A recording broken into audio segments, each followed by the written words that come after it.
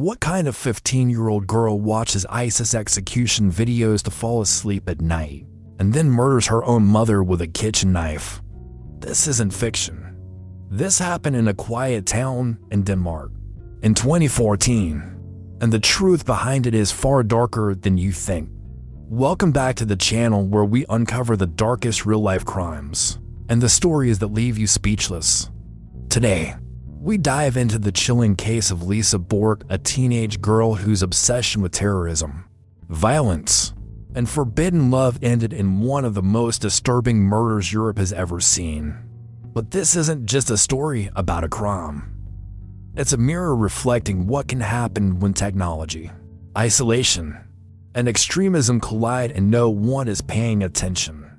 If you're into real true crime stories that go beyond the headlines with deep psychological dives, shocking twists, and cinematic storytelling, make sure to hit that subscribe button. Give this video a like and share it with someone who needs to hear the truth behind the headlines. And don't forget to drop a comment below. Do you think justice was truly served in this case? Or does this go deeper than the courts could ever reach? The girl by the window. Have you ever stared at someone you loved and wondered what they were really capable of? It was just after midnight when the emergency line lit up at the Vestervig police station in Denmark. A teenage girl, her voice steady, emotionless, said she had just found her mother stabbed to death. No sign of a struggle, no raised voice, just a body on the living room floor and a calm 15-year-old daughter standing over it. When officers arrived at the isolated farmhouse, the air was cold and quiet. Too quiet, the kind of silence that sinks into your bones.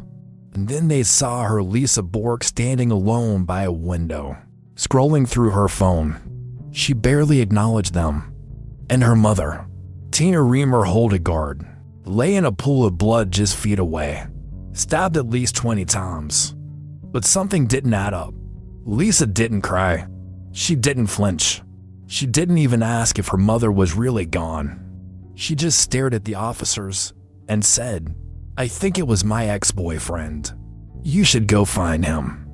This was just the beginning of a case that would unravel the mind of a young girl, caught between obsession, radicalization, and a thirst for violence that no one, not even her closest family, had seen coming.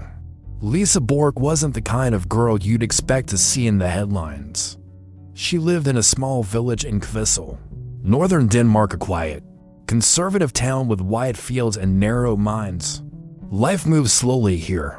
Teenagers dreamed of moving to Copenhagen, or even out of Denmark entirely. Lisa was tall, blonde, striking. In photos, she looked like the typical Scandinavian teenager Instagram selfies. Pouting lips, moody eyes. But her life at home was anything but typical. Her parents had divorced a few years earlier. Since then, Lisa's relationship with her mother, Tina, had become volatile. Friends would later say that Lisa felt suffocated, like her mother didn't understand her, didn't approve of her choices. Particularly one choice, her boyfriend. That boyfriend was Bakshir Mohammed Abdullah, an older man, nearly twice Lisa's age, an Iraqi refugee living in Denmark. They had met online. He spoke to her in ways she'd never experienced before, offering not just romance, but escape from boredom, from her mother, from Denmark itself. But what started as infatuation quickly twisted into something darker. Lisa's YouTube history, recovered later by investigators, told a chilling story. In the weeks leading up to her mother's death, she had watched ISIS propaganda videos over and over again.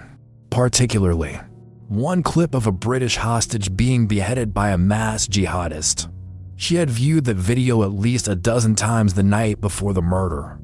Investigators would eventually confirm the last thing she watched was a beheading video. And then, less than an hour later, her mother was dead. But the question haunted everyone. How does a 15-year-old girl go from watching boy band videos and reality TV to violent extremism? Was she brainwashed? Or did she choose this path herself? On the day of the murder, October 8th, 2014, nothing seemed off. Tina was home. Lisa was upstairs. There had been arguments in the past. Sure, screaming matches, even threats to send Lisa to a boarding school if she didn't clean up her behavior. But no one expected what came next. According to forensics, Tina was sitting peacefully on the couch when she was attacked from behind. She never saw it coming. 20 stab wounds, a silent, relentless rage. And then, just minutes later, Lisa called the police. Not crying, not panicked, just cold. One officer later testified. It was like she had rehearsed it. The call, her words, her whole performance. It was chilling. But the most disturbing detail, Lisa had texted Baxter just before the murder. One word, new. Danish for now. The text that changed everything. New. Just 2 letters. One simple word. But in the Lisa Borch case, it became the ticking sound behind a time bomb no one saw coming. Investigators stared at the message for hours. It had been sent from Lisa's phone just moments before her mother was killed, and it was addressed to Baxter Abdullah, her much older boyfriend, a refugee, an outsider, and now the prime suspect in a murder that shook Denmark's very sense of security. The police had questions. Why had Lisa sent the message? Was it a call for help, a warning, or worse, a command? The answer would emerge slowly, painfully, and it would lead to the horrifying truth. This wasn't just a murder. It was an execution, planned in cold blood, by a teenager who believed she had found meaning in chaos. Baxter Abdullah was not who Lisa's family had hoped she'd fall for.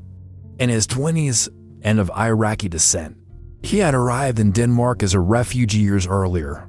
To some, he was polite, soft-spoken, but to others, especially Tina, he was dangerous, controlling, too old for her daughter, too unpredictable.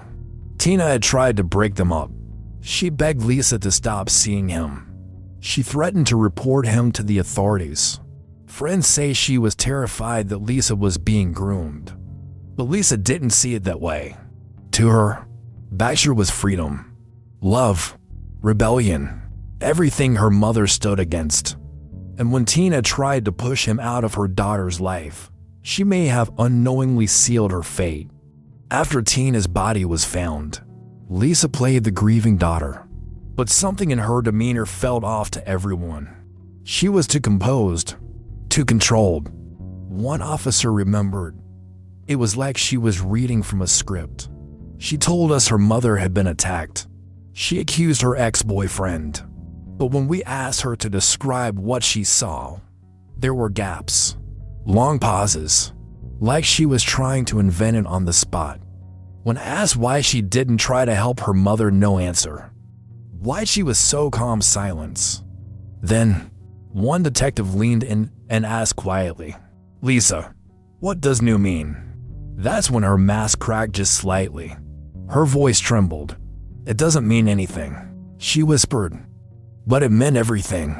Police quickly tracked down Baxter. He was staying in the nearby town of Frederikshavn, lying low. At first, he denied everything, said he hadn't seen Lisa in days, that he didn't know anything about the murder. That knew was just a miscommunication. But the evidence said otherwise. Phone records placed him near Lisa's house that night. CCTV footage showed a man matching his description walking along the train tracks toward the Borch residence. Even more damning, a fingerprint on the knife. Tina's blood on his shoes. Confronted with this, Baxter went silent. Then, he turned to the officers and muttered something chilling. She said she wanted it done fast. Back at Lisa's home, investigators searched her bedroom. What they found there shattered any remaining doubts about her involvement. On her laptop or browser tabs still open, searches for how to kill someone quietly, ISIS beheading videos, and mother-daughter murder cases. She had also downloaded speeches from radical clerics. And she wasn't just consuming extremist content, she was obsessed. She watched the same brutal clips on repeat, sometimes for hours. In her diary, scribbled in a mixture of Danish and English, were rambling entries filled with anger toward her mother. One page read, "She ruins everything. She tells me what to wear, who to love. She says he's dangerous, but she's the real poison. I want her gone." But the final entry was the one that turned a homicide into something far darker. "He'll come tonight. I'll be the one to watch. We'll be free." One final piece of evidence would tie everything together. It was a security camera mounted on a nearby farmhouse barely within range. But when the footage was enhanced, a blurry figure could be seen approaching the Borch home just after midnight, and then sprinting away 45 minutes later. The shape, the gait, the height, it was Baxter. He wasn't just involved, he was there. And Lisa had been waiting for him. The pact. When does love become a weapon? And when does loyalty become lethal? As the investigation deepened, it became disturbingly clear Lisa Borch and Baxter Abdullah hadn't just stumbled into violence. They had planned it, carefully, quietly, together. Behind the smiles in their selfies and the whispers exchanged over text was something much darker. A mutual promise, an escape plan. Investigators began to piece it together like a puzzle.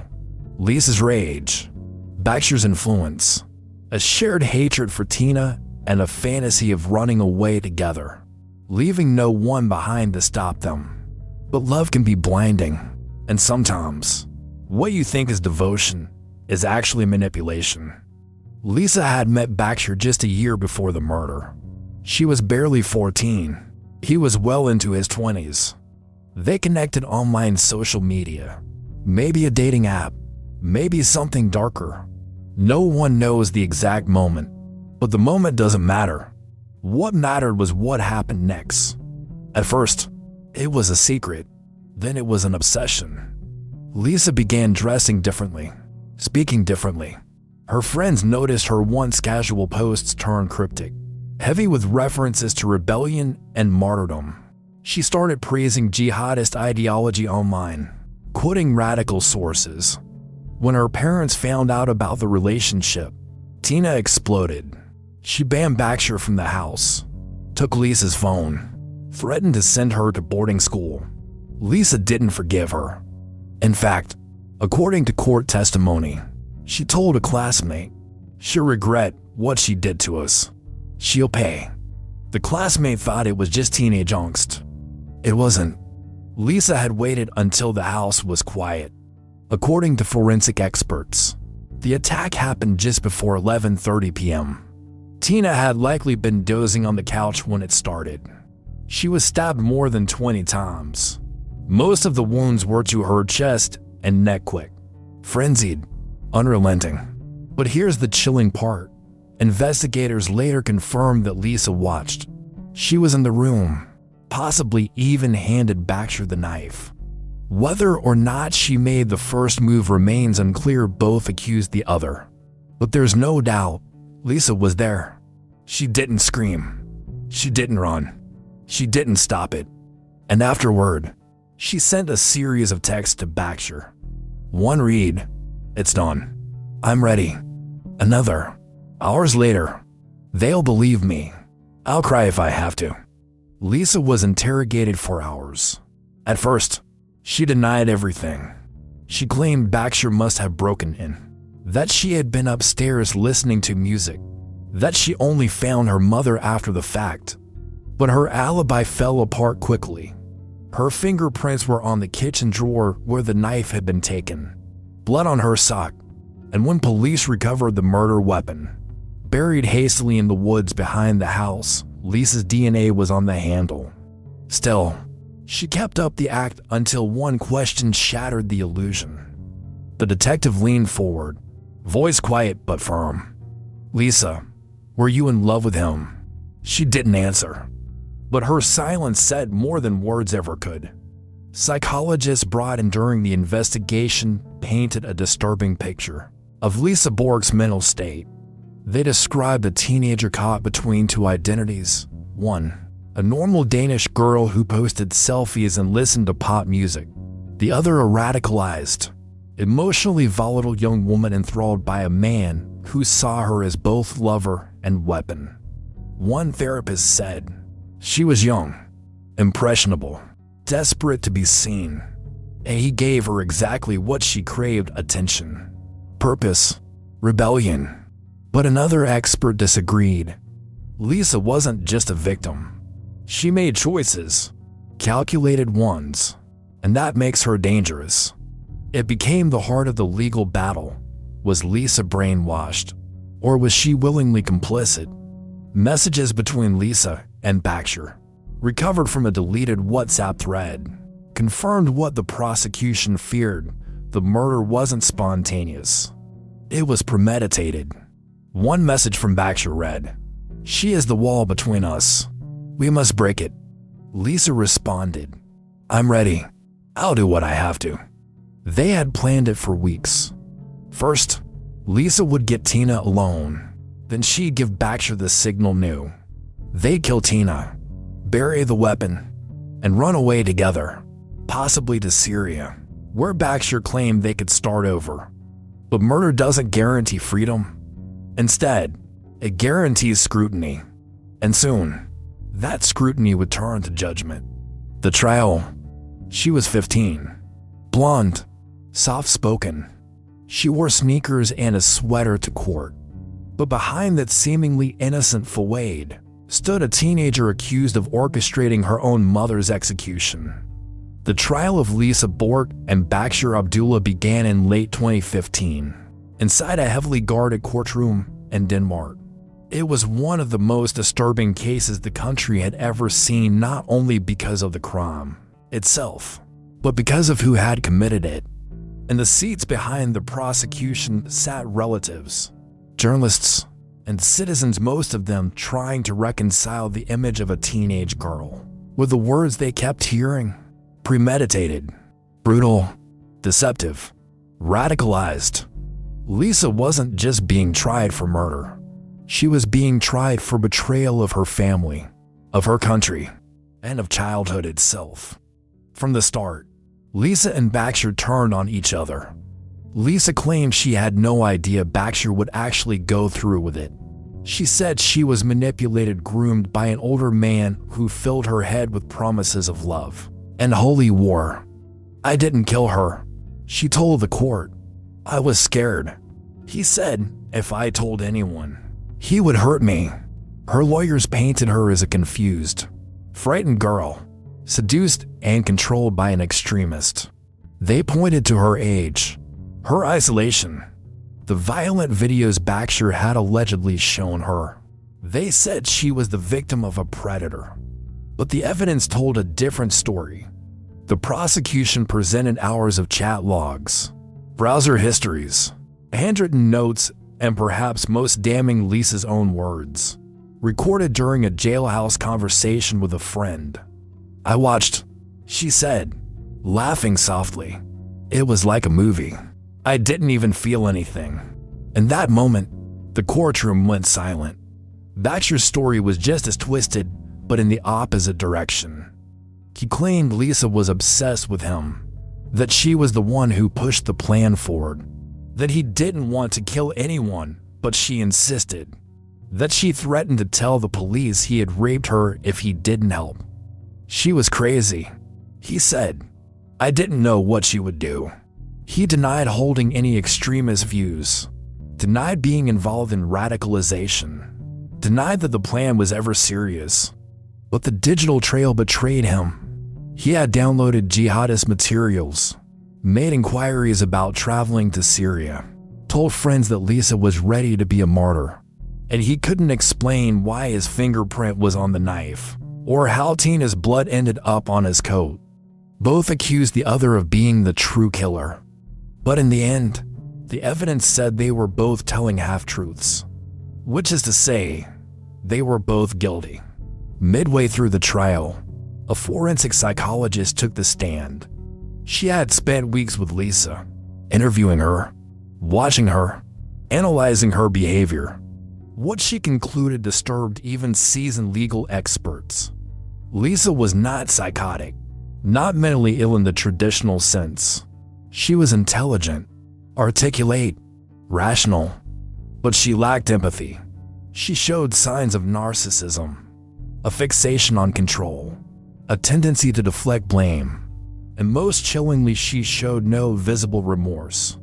She understands what she did, the psychologist said, but she does not seem to care.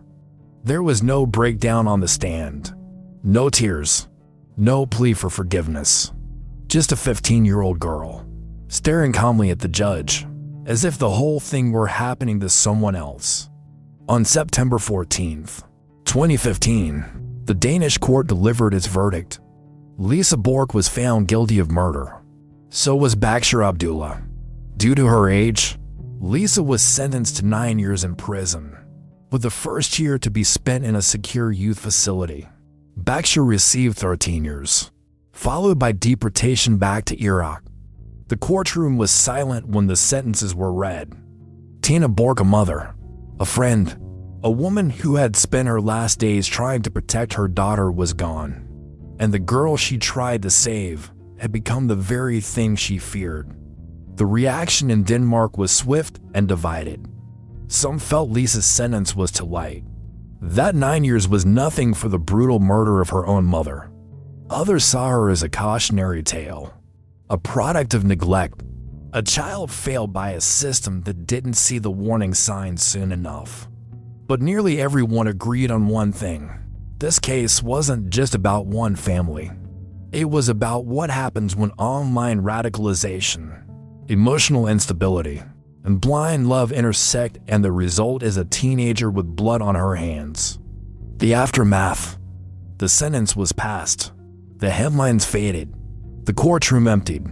But for those left behind, the story didn't end there.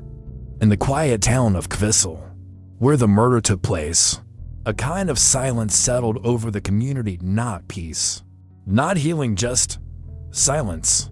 The kind that follows shock, confusion, and a betrayal that cuts far deeper than the act itself. Neighbors avoided the Borch family's home. Journalists stopped camping outside. The crime scene was cleaned, the furniture replaced, but nothing could erase what had happened there. Lisa's father, Jens Borch, once described his daughter as a bright but troubled soul. After the divorce, he'd moved away, only keeping in contact through sporadic visits and text messages. He was one of the first to speak publicly after the trial, in a brief interview that left viewers shaken. "I lost my daughter long before she killed her mother," he said.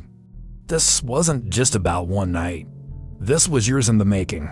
Lisa had been in and out of therapy since she was 12.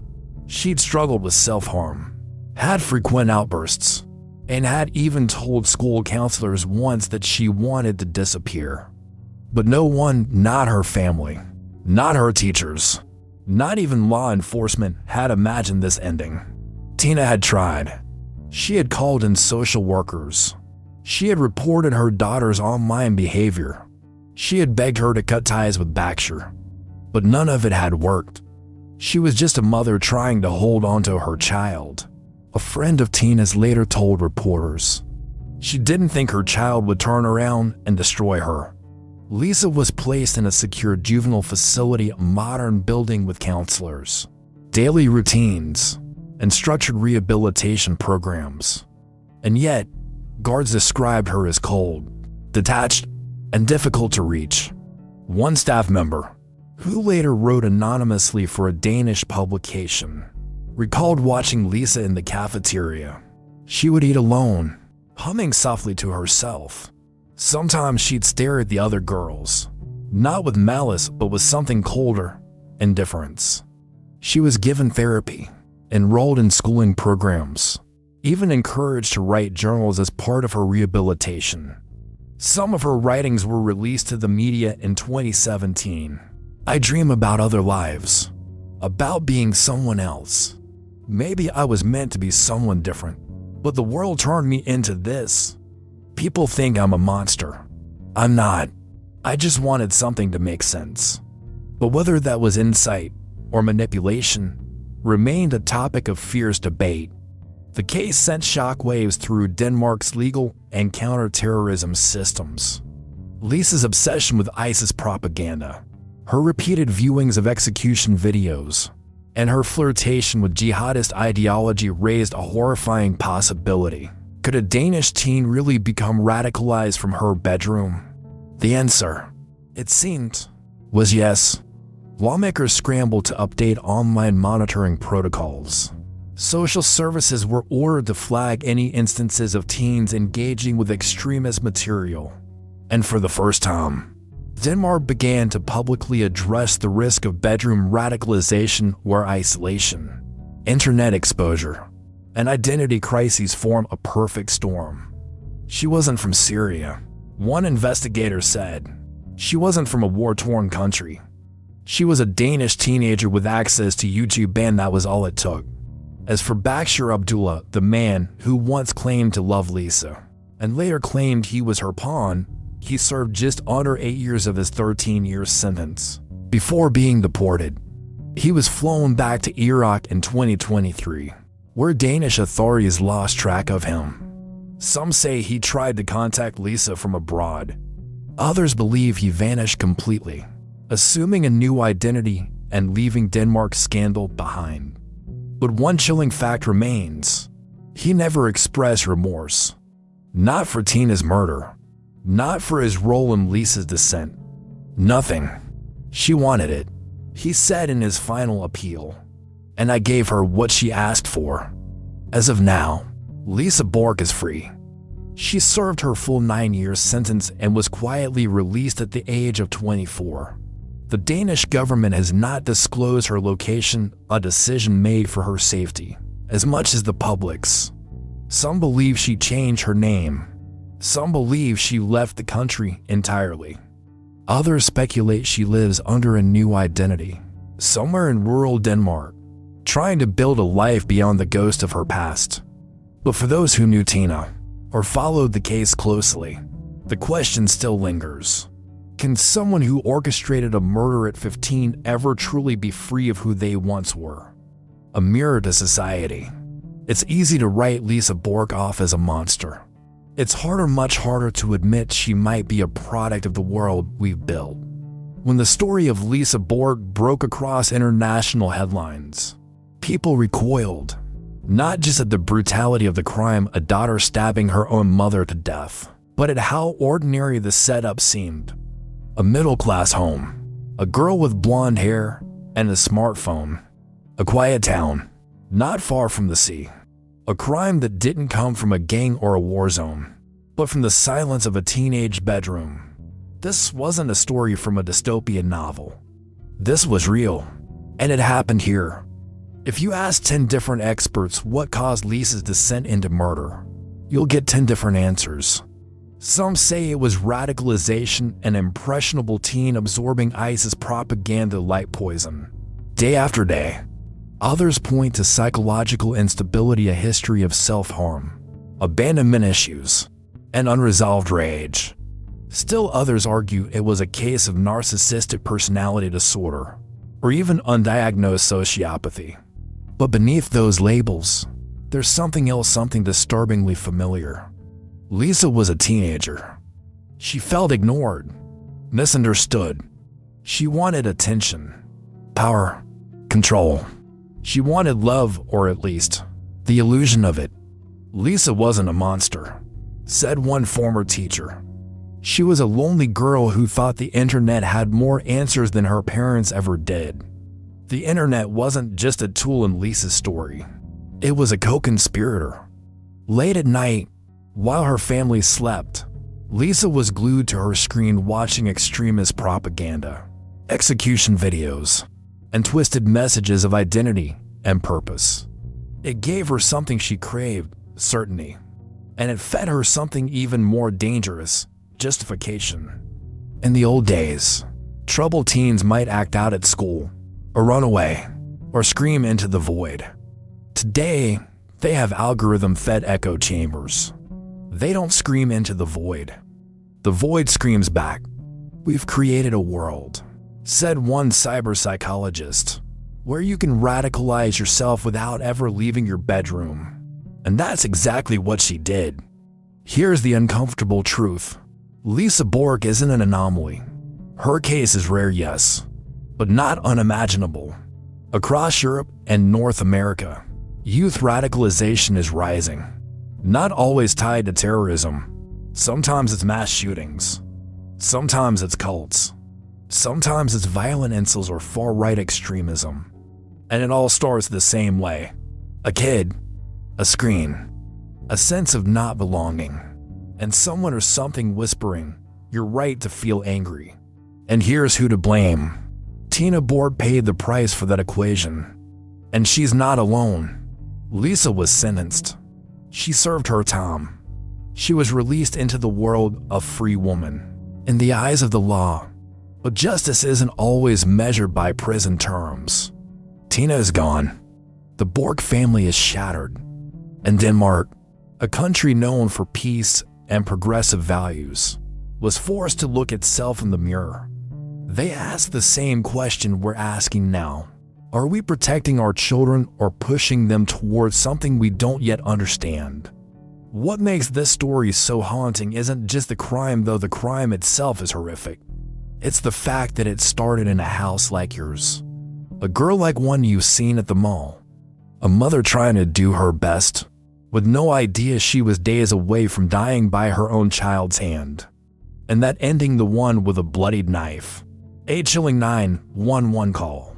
And a daughter texting her boyfriend while her mother bled out upstairs wasn't sudden. It was slow. It was quiet. And it was preventable. So the real question isn't just what Lisa did. The question is, what did the rest of us miss? Thank you for listening. If you found this story gripping, share it not for shock value, but because the Lisa Borch case is more than a tragedy. It's a warning. And if we don't listen, it may not be the last.